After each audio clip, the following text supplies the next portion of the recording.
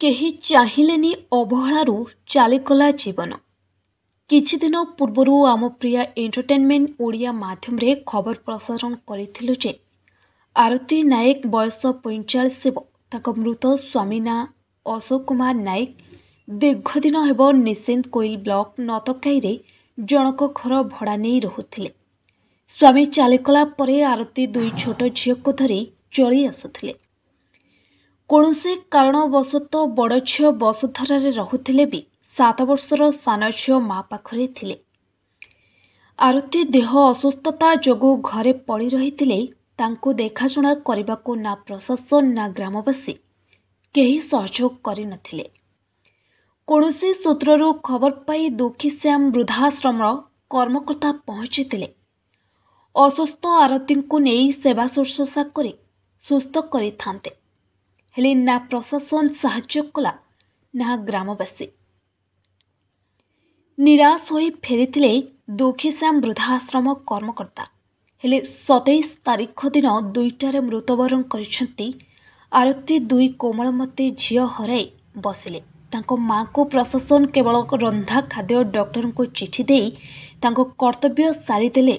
जदि प्रशासन तत्पर होई आरतीर मेडिकल ट्रिटमेंट करिथांते हुए तो आज कोमलमती पिला तांको माँ को जीवित देखिबाको पाइथांते।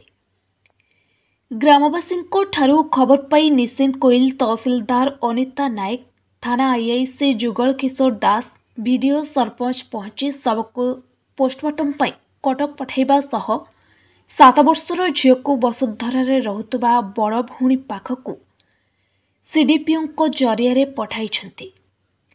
सीडीपीओ टीके विलंबरे पहुंची थिले भी तांको कार्य निर्वाह करिसेंती। एठी आमे दोष देबा काहाको। स्वामी हंता रोगिणा आरती पाई काहा पाटिरु आहा पदे बाहरिला नाही। प्रशासन विभिन्न गणमाध्यम खबर प्रसारण परे चुप बसिला कहीं। चिकित्सा पाई सहयोग बढ़ाई हाथ पंचायत ठारू ब्लॉक पर्यंत समस्ते नीरव द्रष्टा साजिले।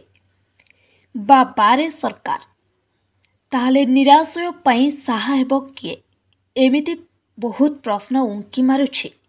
ना सेवा संगठन को पंचायत टेकीदेला ना प्रशासन दायित्व नेला। बिछणारे पड़ी चालीगला जीवन। अनाथ होइगले दुई पिला। किसान वृद्धाश्रम चेयरमैन देखो पूर्व तो मत सहयोग किसी मिलानी जेहेतु मैंने हारास होकर फेरी जाइली 14 आसती 14 आसती से कौन प्रशासन एवं लोकल सरपंच जी सहयोग करते क्या प्रेसर मना कले कहले ना पेसेंट देहबनी मुझे फेरिक निराश होकर जाइए बहुत दुख कष्ट अनुभव करके जाइली।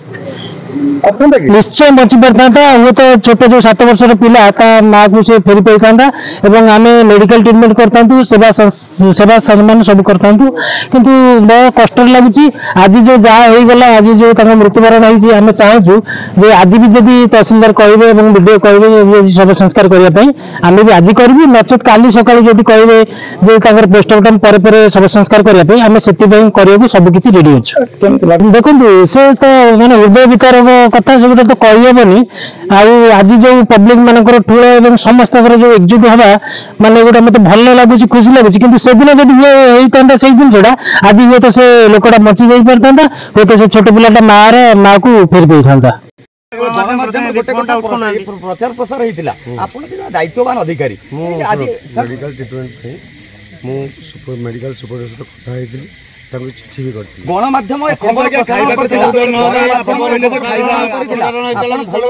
जानी आज जो शिशु मंगल अधिकारी महिला विकास अधिकारी की धरी पहुंचते आज गोटे छोटिया निरीह पिला माँ को हरैला कौन पदक्षेप नहीं आपंकर जिला शिशु मंगल अधिकारी कौन कहे भितर शिशु मंगल अधिकारी आप कौन करते व्यवस्था सर शुणु से जो मेडिकल ट्रिटमेंट समय आमर अंगनवाड़ी जो वर्कर मध्यम खाया भी दिखाई सकाଳେ ସନ୍ଧ୍ୟାବେଳେ ଜଳଖିଆ ମଧ୍ୟ ଦିଆଯାଇଥିଲା।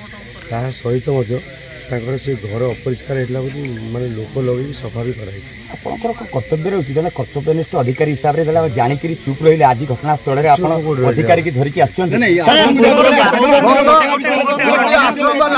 ଆପଣ କହିଲେ ଯେ ପ୍ରଶାସନ ଏଠି କଣ କରିବ 14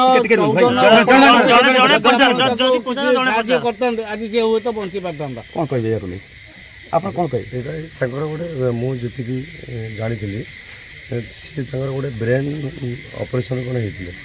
ବ୍ରେନ୍ ଅପରେସନ୍ ପରେ ସେ କୋମା ଷ୍ଟେଜ୍କୁ ଯାଇଥିଲେ, ଯାହା ମେଡ଼ିକାଲ ଅଫିସର ସାଙ୍ଗେ କଥା ହେଉଛି। ସେଇଟା ହେଉଛି ସିଭିୟର ଡିଜିଜ୍ ଗୋଟେ, ସେଇଟା ତ ଏମିତି ମାଇନର ମାନେ ଯେଉଁଟାକି ଟ୍ରିଟମେଣ୍ଟରେ ଭଲ ହୁଏନି ନା। ତଥାପି ମୁଁ ମୋର ଯାହା କର୍ତ୍ତବ୍ୟ କରିବା କଥା ପେସେଣ୍ଟ ଘରେ ରହିଲେ ସାର୍ ଟ୍ରିଟମେଣ୍ଟଟା ହେଇଯାଏ କି ସାର୍? ତୁରନ୍ତ ପଦକ୍ଷେପ କୌଣସି ନିଆଯାଇନଥିଲା।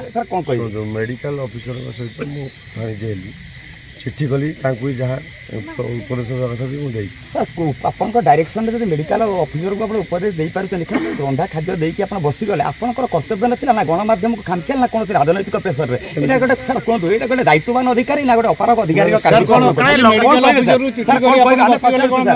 ଦାୟିତ୍ୱବାନ ଅଧିକାରୀର କାମ ନା ଗୋଟେ ଅପାରଗ ଅଧିକାରୀର କାମ? ସାର୍ କ'ଣ କହିବେ? ରାଜ୍ୟ ସରକାର ଆଜି ଯେଉଁଭଳି ଅବସ୍ଥା ହେଇଛି କ'ଣ କହିବେ? ଶୁଣନ୍ତୁ, ସିଡିପିଓ ମ୍ୟାଡ଼ାମକୁ ସିଡିପିଓଙ୍କ ସହିତ କଥା ହେଇକି ଆଉ ରନ୍ଧା ଖାଦ୍ୟ ବି ଦିଆହେଲା, ଜଳଖିଆ ବି ଦିଆହେଇଛି ସକାଳେ ସନ୍ଧ୍ୟାବେଳେ, ତାଙ୍କ ଘର ସଫା କରାହେଲା।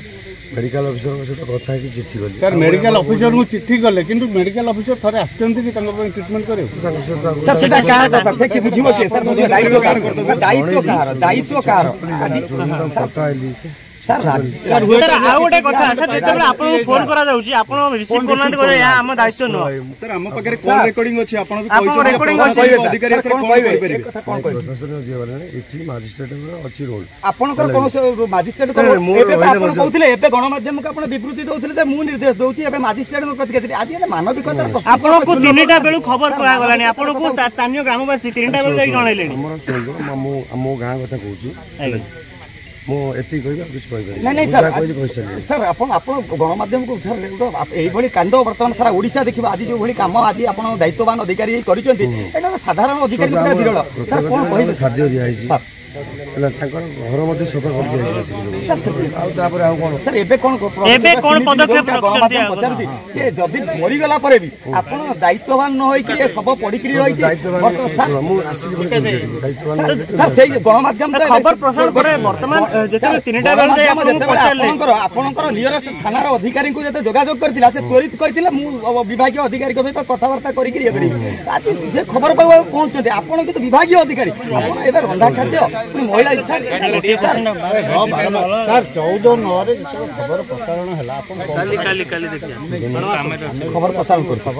ମେଡ଼ିକାଲ ଅଫିସର ଦରଖାସ୍ତ ମୋ ପାଖକୁ ଆସିଥିଲା, ଦରଖାସ୍ତଟାକୁ ମୁଁ ମେଡ଼ିକାଲ ଅଫିସର ସହିତ କଥା ହେଇକି ତାର ଟ୍ରିଟମେଣ୍ଟ ପାଇଁ, ବେଟର ଟ୍ରିଟମେଣ୍ଟ ପାଇଁ ମଧ୍ୟ ତାକୁ ଜଣେଇଥିଲି। କିଛି ଫଲୋଅପ୍ କରିଥିଲି।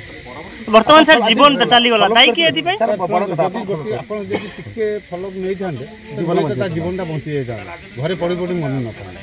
ସେଥିପାଇଁ ସାର୍ ଆମେ ଆପଣଙ୍କୁ କହୁଛୁ, ଆପଣ ଜଣେ ମାନେ ବ୍ଲକ ଡେଭଲପମେଣ୍ଟ ଅଫିସର ଇଏ ନେଇ ଜିଲ୍ଲାପାଳଙ୍କୁ ଆପଣ ଅବଗତ କରାଇଥିଲେ କି? ଆପଣ ଯୋଉ କହିଲେ ବର୍ତ୍ତମାନ ଖସି ଯାଉଛନ୍ତି, ଆଜି ସେ ମରିଗଲା ପରେ ଯୋଉଟା ସାମ୍ବାଦିକଙ୍କ ପ୍ରଶ୍ନ, ଜିଲ୍ଲାପାଳଙ୍କ ବିଷୟରେ ଅବଗତ କରିଥିଲେ କି? ଯୋଉଟା ମାଜିଷ୍ଟ୍ରେଟଙ୍କ କଥା ଆପଣ ଏବେ ଦେଇକି କହୁଥିଲେ ଯେ ମାଜିଷ୍ଟ୍ରେଟ ଗୋଟେ ଜାଣନ୍ତି, ଜିଲ୍ଲାପାଳ ତ ଜିଲ୍ଲାପାଳ ବୋଧେ ଅବଗତ ନଥିଲେ ବାବଦରେ ଖବର ପ୍ରସାରଣ ପରେ। ଆଜି ବୋଧେ ଖବର ପ୍ରସାରଣ ହେଲା, ସାଙ୍ଗେ ସାଙ୍ଗେ ଅବଗତ ହେଇଛନ୍ତି ଜିଲ୍ଲାପାଳ। ମୁଁ ବୁଝିଥିଲି, ଖବର ବି ମଧ୍ୟ ଜିଲ୍ଲାପାଳଙ୍କୁ ଫୋନ କରିଥିଲି। ଏନେ କ'ଣ ପ୍ରତିକ୍ରିୟା ଦେବେ କି? ବର୍ତ୍ତମାନ କ'ଣ ରଖିଛନ୍ତି, ଆଗକୁ କ'ଣ କରିବେ? ଯେତେ ଜୀବନ ଚାଲି ଯାଇଛି ବର୍ତ୍ତମାନ, ଏବେ ଝିଅ ବର୍ତ୍ତମାନ ଏକା ହେଇଛି, ଶାସନ ତରଫରୁ କ'ଣ ସହଯୋଗ ମିଳିବ ତାଙ୍କୁ? ବାଳଶ୍ରମ ଅଛି, ବାଳଶ୍ରମକୁ ପଠେଇବୁ। ଡିସିପିଙ୍କ ସହିତ କଥା ହେଇସାରିଛି ଅଲରେଡ଼ି, ଇଏ ହେଲା ପରେ ସିଡିପିଓ କଥା ହେଇଛନ୍ତି, ମମି କଥା ହେଇଛି, ବାଳଶ୍ରମକୁ ପଠା ହବ। ମା ଥାଇକି ପଠେଇ ହବ, ମା ତ ଅସୁସ୍ଥ ଥିଲା, କ'ଣ ସେବା କରୁଥିଲା? ଦାୟିତ୍ୱହୀନ ଦାୟିତ୍ୱବାନ ଅଧିକାରୀର କାମ କରିଛନ୍ତି।